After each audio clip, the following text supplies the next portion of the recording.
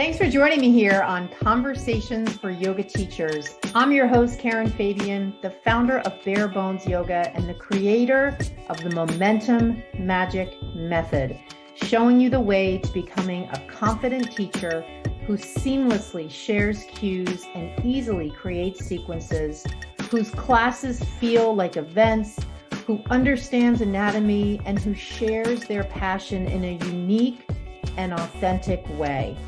On the podcast, you'll hear anatomy lessons, stories from teachers, interviews with others in the field, and a dose of personal development. In addition to the podcast, follow me on Instagram and TikTok for daily videos on teaching topics. Thanks for taking the time to listen today. Let's get into the episode. Hi there. Welcome to Conversations for Yoga Teachers. I'm your host, Karen Fabian, and this is episode 242. So this is a rare recording on a Saturday. I am recording this on Saturday, May 27th, 2023, and this is going to go live on Monday, which is Memorial Day here in the United States. That's the 29th. And the reason it's weird that I'm recording on a Saturday is because usually I record on Thursdays, and that gives my podcast producer time to get the episode posted. But if you are a listener of the podcast, you know that last week I was in Italy because I've been talking about it for a while. And if you follow my Instagram and my Instagram stories, you saw all week I was avidly posting about my trip. And so that's why I'm recording on Saturday, because I got back last night. And I wanted to just start out, whether you watched my stories or not, I just wanted to start out by number one, letting you know that the trip was coordinated through a company that's run by two yoga teachers that I know. And I just want to give a shout out to them. I'm actually going to have them on the podcast in the near future because I want to dive deeper into why they started this company, what the mission is, share a little bit more with you about what they do. What I want to do now, though, is just give them a little shout out as a participant in one of their programs, because this retreat was so above and beyond any experience I've ever had in terms of yoga travel. And they're just so wonderful. I want to give you their name as a resource when you're making your next travel plan, or even if you're just listening to this and you're thinking, wow, I would love to do something like that. Go on a yoga travel retreat. So the name of the company is On Point Yoga Adventures. And I'm actually just looking them up on Instagram now to give you their so their handle on Instagram is On Point, one word, Yoga Adventures. And there's an underscore in between each word. So it's On Point _ Yoga _ Adventures _ And it's a travel company, and they travel all over the world. Lauren Dunn and Molly Casto run the company, and we just had the most amazing time. I'm actually considering going to their next one, which is in Montana, because that's another place on my bucket list I want to go. And especially when Molly said we were going to be riding horses, I'm like, I love horses. I don't want to say I grew up riding horses, but I did grow up around horses and did take lessons. And I just absolutely love horses. So I'm really interested in that one.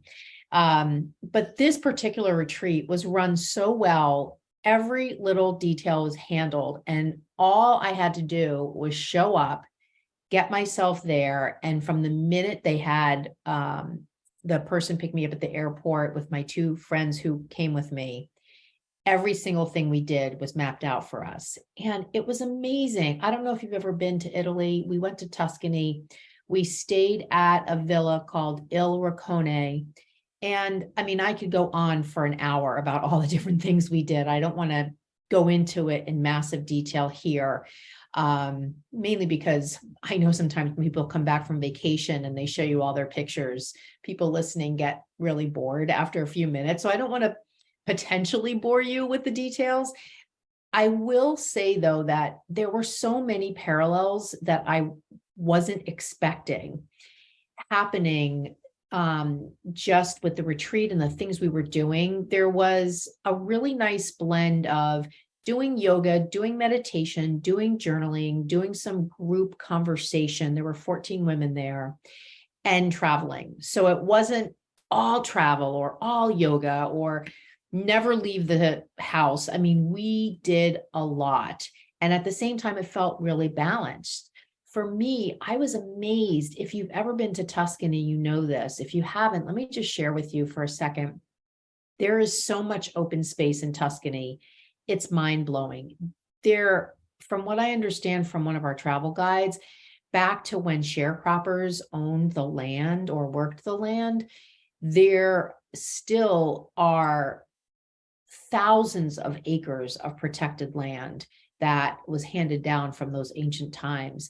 And so it's just rolling hills as far as the eye can see. And coming from the United States, where every piece of land is developed and overdeveloped, it was just for the nervous system to be driving around and seeing rolling hills as far as you could see. It was like the surface of the moon. It was unbelievable and so beautiful. The staff prepared us food, and the one day we went out to eat. We had such an amazing array of fresh food, cooked, home cooking, and all of the sightseeing we did. It just was unbelievable to me, some of the places we went where the buildings and the stories were thousands of years old. Just really, it's not so much that it puts things in perspective. It's more that you just open your eyes to this wonderment of another place that you've never been, and just the people's experiences living there. And certainly when you're in a place where things are thousands of years old, one of the villages we went to was 3,000 years old. It's just mind-blowing. The thing that really touched me, though, out of everything we did, was one of the nights they had asked a local astronomer from the University of Siena, and Siena is a town in Tuscany, to come and speak to us about how to read the stars. And this was definitely something that I did not expect to be part of the week. And when they said, oh, before dinner, Alessandro, I'll have to look up his name, is going to come and speak to us about how to read the stars, I thought, okay, that sounds cool. And it wasn't like that was on my bucket list of something to do. But I didn't realize until he arrived that and started to speak with us that in this part of Tuscany where we were staying, it's so underdeveloped. And I don't mean that in a way like there's not structures. I mean, of course, people live there and it's a very functional city. It's just that because of what I stated before, there just isn't a lot of, it's not a very big city. And so for stargazing, it's perfect because there aren't a lot of city lights that interrupt your view of the sky. And so Alessandro came in and started to give us a presentation about how to read the stars. And he started with this story about when he was a boy and he was 12 years old, he was fascinated with the stars. And he would go out every night. He grew up, of course, in Italy, in Tuscany, and he would teach himself how to read the stars simply by looking at the sky. This was, he's the same age as me, 58. This is before YouTube. This is before online resources to teach you how to do stuff like this. So he would buy a book or go to the library and get a book, and he would use the diagrams in the book and then look up at the sky. And he was so passionate about stargazing and understanding the constellations. And fast forward to now, and he's the director of the astronomy department at the University of Siena. And he's dedicated his life to this field. And he's done TED Talks. He has written groundbreaking papers on the environment and the stars and constellations and discovering different things in the sky. And he was telling me at one point, or telling us at one point, that when he originally enrolled in college, he was studying to be a computer science engineer, or originally enrolled in computer science, but he had never forgotten about his love for astronomy. And so he kind of started in a different area and then found his way to making his passion his full-time work. And for me, that story was so, it was so not just more, it was more than touching. It was so telling, because when I think of myself, my love for yoga, my love for yoga teaching, my love for anatomy, and how I've created this business of living what I love to do as what I do. And I also didn't initially start out in this area. I thought I wanted to be a physical therapist. And I started out studying to be a physical therapist, training to be a physical therapist in undergrad. And then I switched and got my undergrad in rehab counseling, because I thought I don't want to just work with the bones and the limbs. And then I ended up working on the business side of healthcare. So I, like Alessandro, had a different path initially, but I never lost my love for movement and the human body. And it wasn't until I took my first yoga class that I realized, this is what I want to do. This is it. Teaching yoga. This is a great blend of all that I love. And so when he shared his story, it resonated so deeply with me. And in this little town in Tuscany, hearing him speak, and then we went out and looked through the telescope, and I saw the moon through a telescope, and the Big Dipper and Venus. It was amazing. And the moral of the story for me is that it reinforced that it's so important that we explore and take the time to explore, what is our true dharma? What do we want to do with our lives? What are our values? What lights us up? And when we share from that place, we are magnetic, and we are in unison with the universe in an energetic way that is unlike anything else. And to bring this back to you, and to bring it somewhat back to earth, no pun intended, think about yourself as a yoga teacher. And when you initially started to think about enrolling in a teacher training, what was that initial spark that made you do that?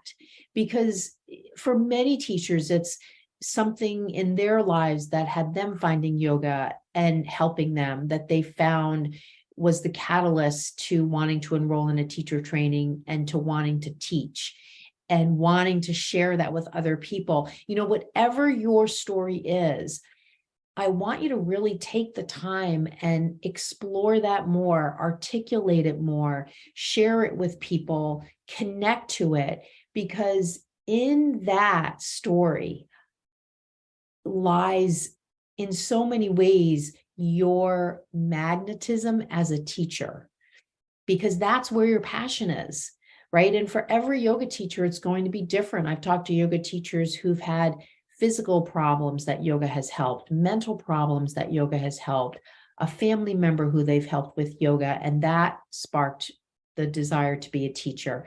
Whatever the story is, it's connecting to that.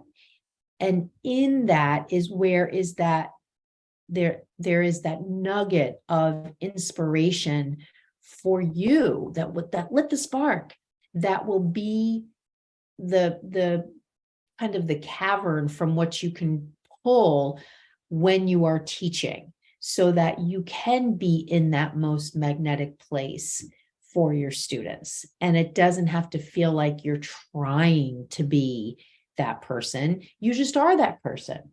And so I hope that sort of pulled it all together for you from this story about Alessandro. And I will definitely get you his reference information, because he's on YouTube, and it's just absolutely, he's an absolutely amazing person. And especially if you are interested in learning about the stars, he's a great person to follow. And he is on Instagram and Facebook as well. So I'm back from Italy. I had a really long journey back yesterday. We left at 5 a.m, and I landed at 9 o'clock at night which was really 6 hours ahead. So I was traveling for almost 20 hours straight. And when I got home, it was so great to see the dog, great to see Ben, of course. And so I'm back now, and it's here in the US, Memorial Day weekend. So there is a holiday weekend. I'm going to get all caught up. And then this episode will post on Monday. And then Monday will be kind of getting back into the rhythm of things. So what I wanted to do, number one, is I wanted to share that update with you just because it's such a fun personal story of travel, and also that story of passion and purpose. And I wanted to start out our conversation today talking a little bit more about the benefits of yoga and how we can share that with our students. I talked about this in a couple of episodes back, and what had me thinking about this was something from my travel yesterday. When I was getting to the airport in Italy, in Rome, to take my trip, the first leg of my trip home, because I flew Rome to Philly and then I flew Philly to Boston. When I got to the airport and got to the gate in Rome, there were no chairs left and our flight was completely full. And when I walked to the gate and I quickly scanned the area and I saw that there wasn't any place for me to sit, I just sat on the floor. I didn't even think twice about it. And I sat on the floor and I kind of started to go through my bag. I had something to nibble on and was scrolling through my phone and just sort of checking my carry-on. And I noticed there were a lot of older people waiting. And we had noticed quite a lot of Americans that were older walking around Italy and all the places we went. So whether there was, I don't think there was a cruise, but it just seemed like a really busy time for people to be starting to travel from the US over to Italy. And there were a lot of older couples. And I noticed at the waiting area or at the gate there were a lot of older couples, and then more older couples kept coming. And when they saw there was no place to sit, they were just kind of standing, and some of them had canes, and there was nothing I could do. I couldn't give up a seat. I didn't have one. And it reminded me in that moment of a podcast episode I had listened to with Dr. Peter Attia. I think he was on the Rich Roll podcast when he was talking about this. And even when he was on Dr. Huberman's podcast, he talked about longevity. And he was talking about, in his mind, one of the things he wanted to do when he mapped out his plan for his life ahead, and he's probably in his mid-50s, is he always wanted to be able to sit on the floor and play with his grandchildren. And I don't even think he has any grandchildren at this point. He has children.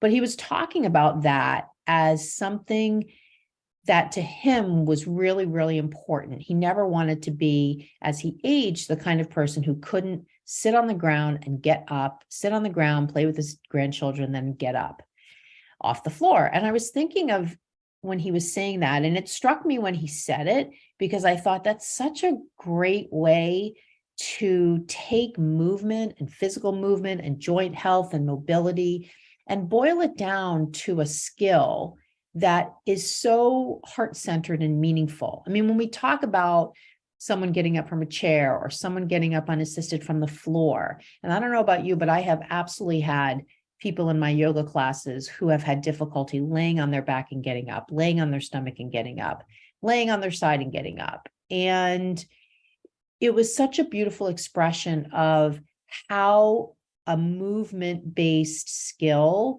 ties to something that's a life value, being able to sit on the floor and play with your grandchildren. And when I think about my parents, I mean, my parents are able to do that. And I'm so grateful that they have been diligent in taking care of their bodies, and they're both in their 80s, and they both could sit on the floor and play with Zoe and get up unassisted. And it made me think about when I was in the airport, just sitting on the floor, and how grateful I was that I could do that. And there are people in my yoga classes who are younger than me and who, for various reasons, have difficulty doing that, getting up from sitting on the ground. And so this is what I mean about a benefit and sharing a benefit of yoga. It's not always through the lens of the postures. The postures are the framework that we're using as yoga teachers, and we're so grateful and that we have this. I'm so grateful that we have this framework to share. And there's so much more that doing the poses allows our students to do. And the more we can lean into that and lean into that, not even messaging, but lean into the how it is more helpful, the more we can share the benefits with our students.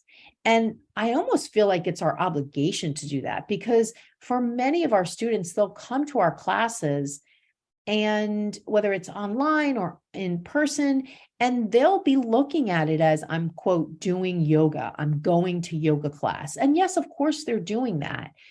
And if we are simply there sharing cues, that's pretty much what they're going to leave with. I did yoga. I did yoga today. I practiced yoga today.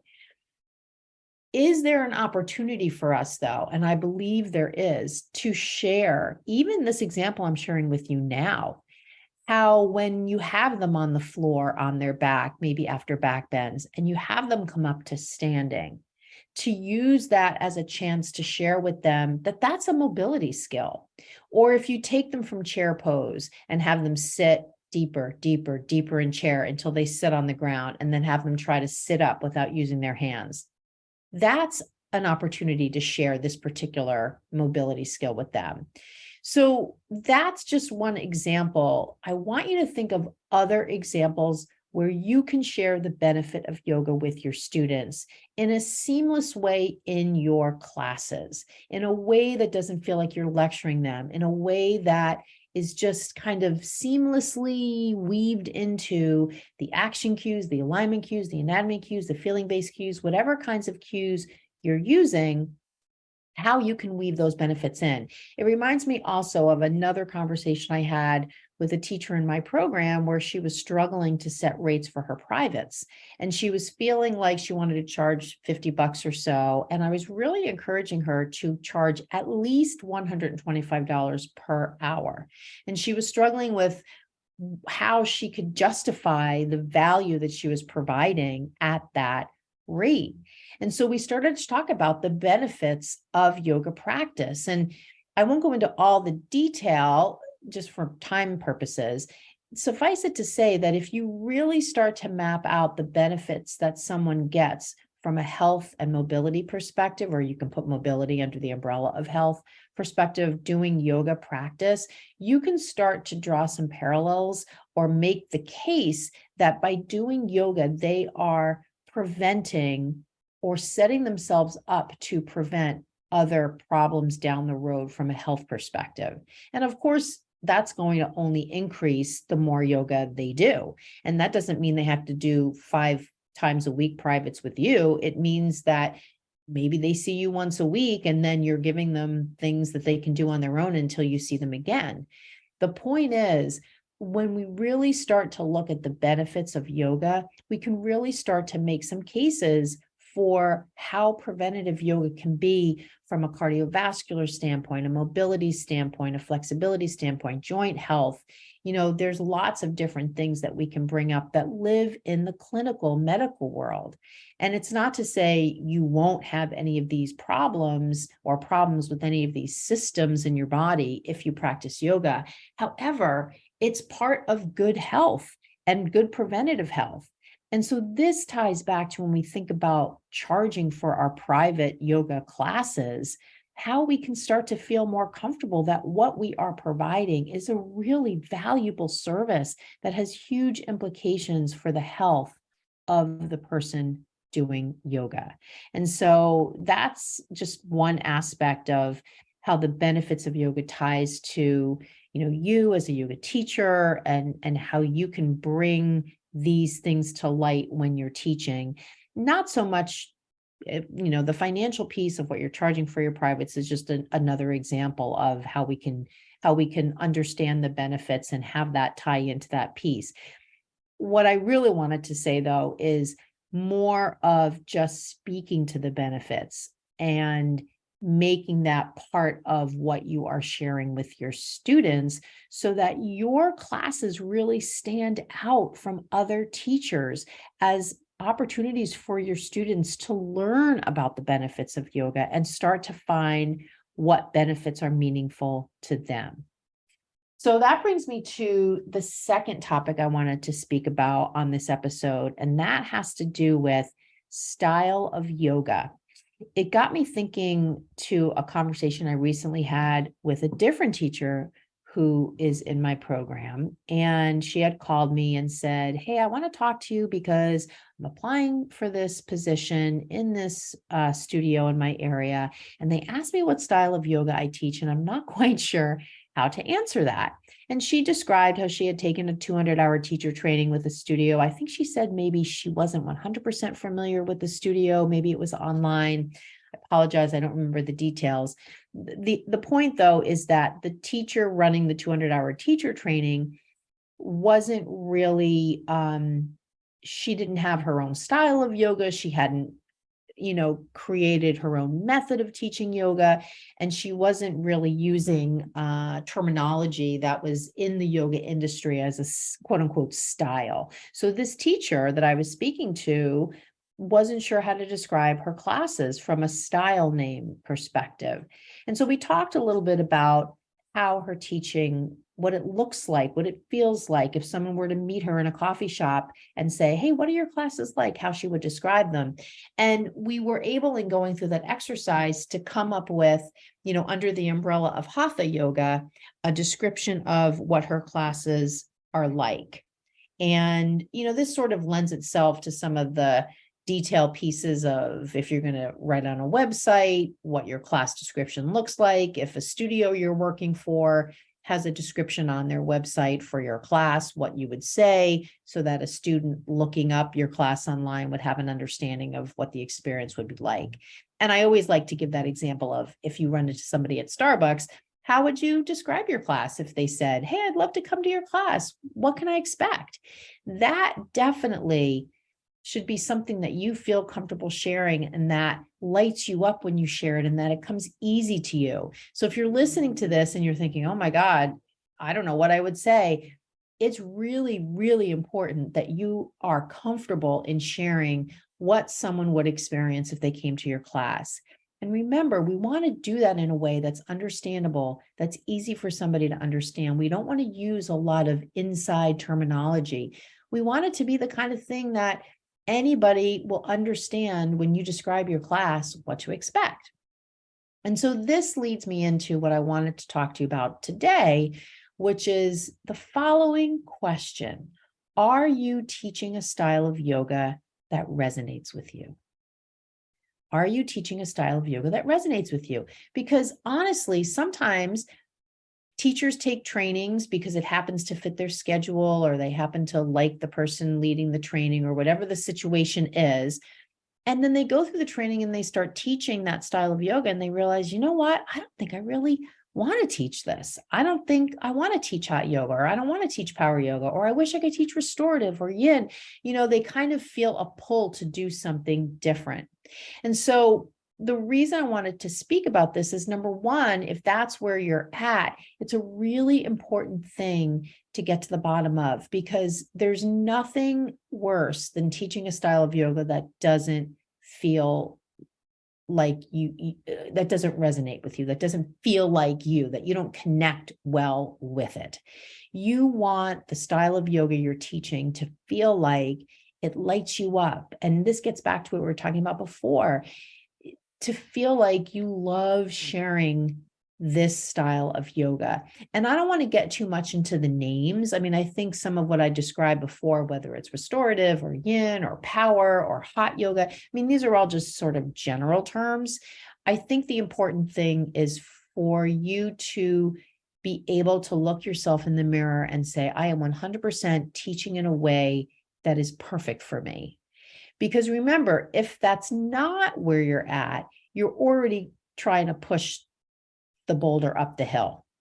You want to be teaching a style that resonates with you, so that it's all downhill, so that it's all about momentum, so that you don't have to worry at all about the what and the scenario of how the yoga is, because there are so many other things that yoga teachers end up struggling with, worrying about their confidence, imposter syndrome, how to cue, I don't understand anatomy, it's taking me hours to build my sequences, I don't want to be practicing my class, but I feel compelled to practice because I think they're all visual learners. All these things are just beliefs or lack of skills. All these things are the things that I work on when I work with teachers inside my program, because they're all the things that once solved, it's pure gold, it's pure joy, it's pure bliss, it's pure teaching, effortless teaching. And that kind of thing doesn't need to take years to get to. It just takes the right knowledge and the right skills and learning those two things. But the last thing you want to do is overlay on top of all of that, teaching a style of yoga that doesn't fit with you. So I wanted to bring this up as a topic to, number one, see if that hits home for you. Are you teaching a style of yoga that's a good fit? If you're not, and you're not sure what to do or what options you have, I want you to send me a DM, reference this episode, let's hop on a call and we'll figure it out together. I am really great at helping teachers through problems like this, and I can help you come to a better plan for how you can make a shift and what those options might look like. If you do find that you know the style of yoga you want to teach and it's different from what you're teaching now, well, that's another thing that you might want to talk through with me so that we can come up with a plan for, well, how are you going to get there? Because it's not like you're just going to flip the switch and just automatically be teaching the style that you want. But it's definitely the sort of thing that, left unaddressed, will oftentimes just have you resenting the classes you have. You really want to love teaching. And I can't emphasize that enough, especially because, not for me, because I do this full time, but for many people, and I don't know if this is your situation, if you're working full time and teaching on the side, the last thing you want is for that on the side passion to be something that's just a drain, just a drag. You want it to be, I leave my 9 to 5 and I love that I get to teach tonight, right? Who wants to go teach a style that doesn't resonate with them? Or who wants to have to spend all their free time planning for their class? Like, you just want that to be effortless. So if that is a situation that is speaking to you, and that it's not in the place you want it to be, just in general, you're working full time and your teaching on the side has become a drain and a drag, not something that you look forward to, that's also something I want you to contact me about.